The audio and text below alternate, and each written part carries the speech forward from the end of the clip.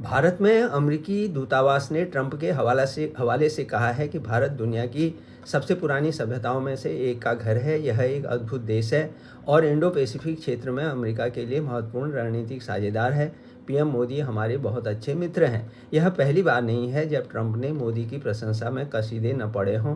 पहले भी बराबर वे ऐसा करते आए हैं, लेकिन प्रश्न है, इन सब के बावजूद ट्रंप ने भारत पर रूसी तेल की खरीद के लिए दंडात्मक अतिरिक्त 25% यानी कुल 50% टैरिफ क्यों लगाया है? इसका जवाब तो कोई और नहीं, स्वयं ट्रंप ही दे सकते हैं। लेकिन इतना जरूर है कि ट्रंप की कथनी और करनी में धरती आसमान का फर्क नजर आता है, जबकि भारत की प्रवृत्ति इसके ठीक विपरीत है। भारत जैसी कथनी वैसे ही करनी के सिद्धांत पर चलता है।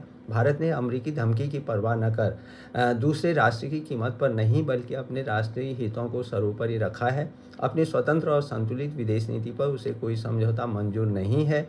भारत की नीति वेट एंड वॉच की रही है और उसी का नतीजा है कि अमेरिका के 50% भारी भरकम टैरिफ के बावजूद निर्यात विविधीकरण की वजह से अभी भारत का निर्यात 19% के आसपास रहा है। इस प्रकार ट्रंप की भारत को डेड इकोनॉमी बताना और उसे अपने टैरिफ हथियार की धमकी जो उसकी थी वो बेअसर साबित हुई है। यद्यपि अक्टूबर 2025 में निर्यात में थोड़ी बहुत गिरावट देखी गई, लेकिन नवंबर 2025 में इसने जोरदार वापसी की है। इंजीनियरिंग और इलेक्ट्रॉनिक्स सामानों, केमिकल्स और रत्न एवं आभूषण जैसे सेक्टरों की बम्पर डिमांड के चलते नवंबर में निर्यात 19.37% से बढ़कर $38.13 बिलियन हो गया। इसका सीधा फायदा देश के व्यापार घाटे को हुआ, जो घटकर 5 महीने के सबसे निचले स्तर $24.53 बिलियन पर आ गया। सरकारी आंकड़ों के अनुसार नवंबर 2025 में देश का आयात 1.88% गिरकर $62.66 बिलियन रह गया।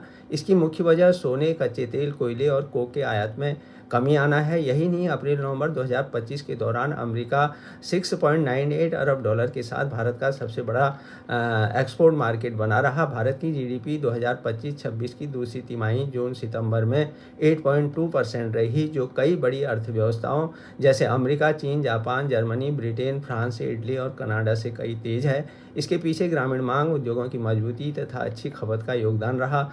भारत की जीडीपी वृद्धि दर लगभग 6.5 से 6.7 के प्रतिशत के बीच है, जो प्रमुख अर्थव्यवस्थाओं में सबसे तेज मानी जा रही है। जबकि अभी ग्लोबल ग्रोथ जो है 3% के आसपास है। लेकिन भारतीय रुपये में रिकॉर्ड गिरावट का कारण व्यापार घाटा और भारत अमेरिकी व्यापार समझौते ट्रेड डील को चल रही खींचतान और विदेशी निवेश में फिलहाल कमी होना है।